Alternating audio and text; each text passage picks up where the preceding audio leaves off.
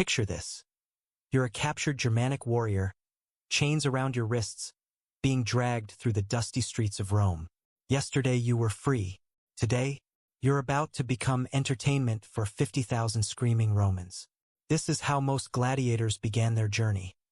Not as volunteers, but as broken men with nothing left to lose. Forget everything Hollywood taught you about gladiators. These weren't heroic warriors choosing glory. They were the bottom of Roman society. Slaves, criminals, prisoners of war, and the desperately poor. The Romans had a saying, "Better to die with honor than live in shame."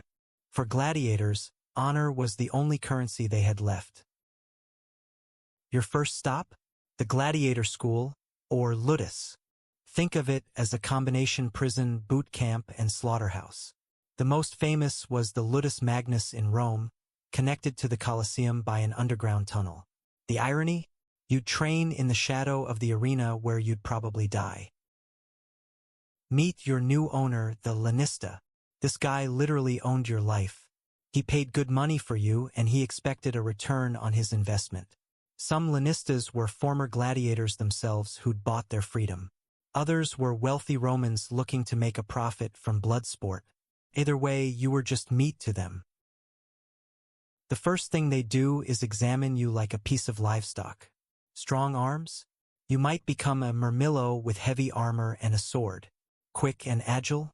Perfect for a retiarius, the net fighter. Tall and intimidating? Thraex gladiator it is. Your body type determined not just how you'd fight, but how you'd likely die. Training began at dawn and was absolutely merciless. You'd practice with wooden swords against wooden poles until your hands bled. The Romans called these practice weapons rudius, and ironically, receiving a wooden sword later became the symbol of earning your freedom, but that was a lifetime away. Here's something that might shock you: gladiators were fed incredibly well. Not out of kindness, but for the same reason farmers fatten cattle. You needed muscle and fat to put on a good show and survive wounds. The gladiator diet was heavy in barley, beans, and dried fruit. They even had a nickname, hordearii, barley men. The living conditions were harsh but not as bad as you'd expect. Gladiators lived in cells, but they weren't tiny dungeons. Archaeological evidence from Pompeii shows rooms big enough for several men, with beds and even some personal belongings. Remember, dead gladiators don't make money. Your owner wanted you alive and fighting. Now let's talk about the different types of gladiators, because this wasn't just random violence, it was choreographed brutality. Each type had specific equipment, fighting styles, and even traditional opponents. The Romans loved their categories and rules, even for murder. The retiarius was perhaps the most unique, armed only with a net, trident, and dagger. No armor except a shoulder guard. These guys were fast, dancing around heavily armored opponents, trying to tangle them in nets like fishermen catching deadly fish. The crowd either loved them or hated them. There was no middle ground. On the opposite end were the myrmilones, heavily armored with rectangular shields, short swords, and fish-crested helmets. They were the tanks of the arena, designed to clash with other heavily armed fighters in brutal, grinding combat. Slow, methodical, and absolutely devastating when they connected. The Thraex gladiators were inspired by Thracian warriors, with small round shields and curved swords called sicca. They were aggressive fighters, trained to get in close and finish fights quickly. Their matches were often paired against myrmilones, creating a classic speed versus strength dynamic that crowds adored. Training wasn't just about individual combat. Gladiators learned to put on a show. The crowd wanted drama, skill, and yes, blood, but not necessarily death. A gladiator who died too quickly was bad entertainment. You learned to make wounds look worse than they were, to milk dramatic moments, to play to the audience. Here's a fact that Hollywood gets completely wrong: most gladiator fights didn't end in death. Gladiators were expensive investments. Killing them regularly would be like burning money. Studies of gladiator graveyards suggest only about 1 in 10 fights ended fatally. Still dangerous? Absolutely. but not the massacre movies portray. The medical care was surprisingly advanced. Gladiator schools employed some of the best doctors in the Roman Empire. Galen, one of history's greatest physicians, got his start treating gladiators. They knew how to stitch wounds, set bones, and even perform surgery. Your life had value as long as you kept fighting.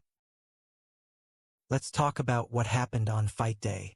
You'd be transported through that underground tunnel to the Colosseum, hearing the roar of 50,000 people above. The sound was described by witnesses as literally deafening, like standing inside thunder. Your heart would be pounding before you even saw sunlight. The pre-fight ritual was elaborate theater. Gladiators would parade around the arena in their finest gear, saluting the emperor with the famous phrase, Ave Caesar, Morituriti salutant, Hail Caesar, we who are about to die salute you, though historians debate whether this phrase was actually commonly used or just dramatic legend. Weapons were distributed just before the fight. You couldn't be trusted with them otherwise.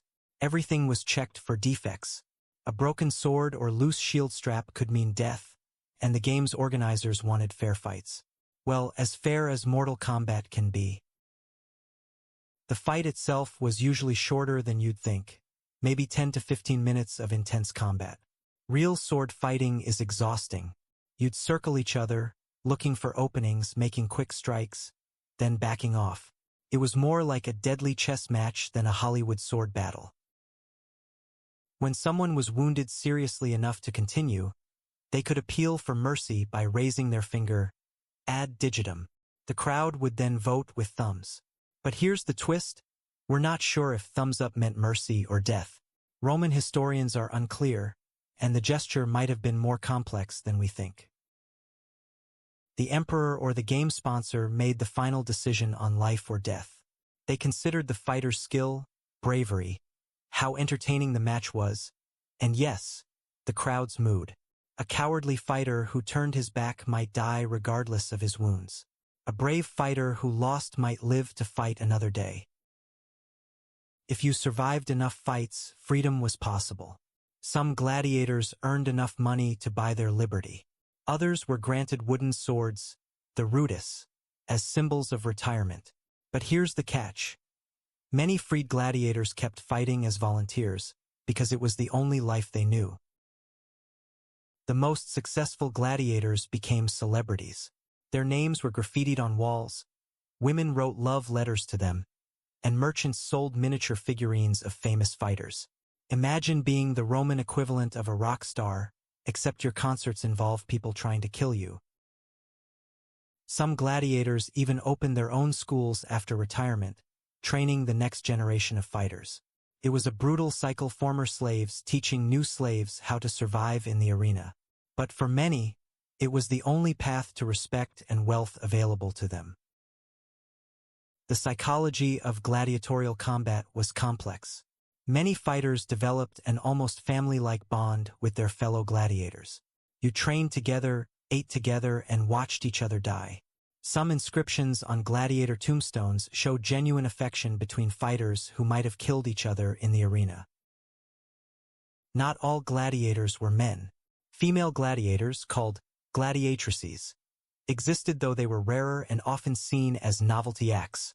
They fought each other and sometimes wild animals. The Emperor Domitian was particularly fond of female gladiator matches, though later emperors banned them as undignified. The economics of gladiatorial games were staggering.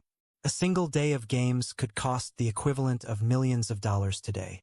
Gladiators were just one expense. There were also elaborate stage sets, exotic animals, and massive logistical operations to transport everything to arenas across the empire. As Christianity spread through the Roman Empire, attitudes toward gladiatorial games began to change. The new religion preached that all life was sacred, directly contradicting the arena's blood sport. Emperor Constantine began restricting games in the early 4th century, though they continued in some form for decades.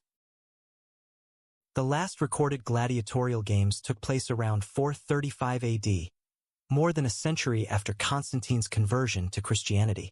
By then, The Roman Empire was crumbling, and there was neither the money nor the stomach for such expensive brutality.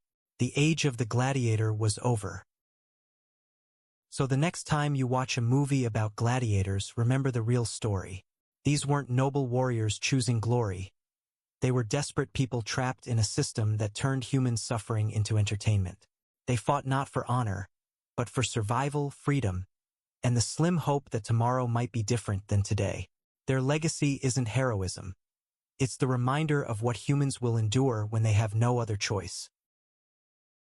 Gladiators died in the arena, but their glory lived on through the ages.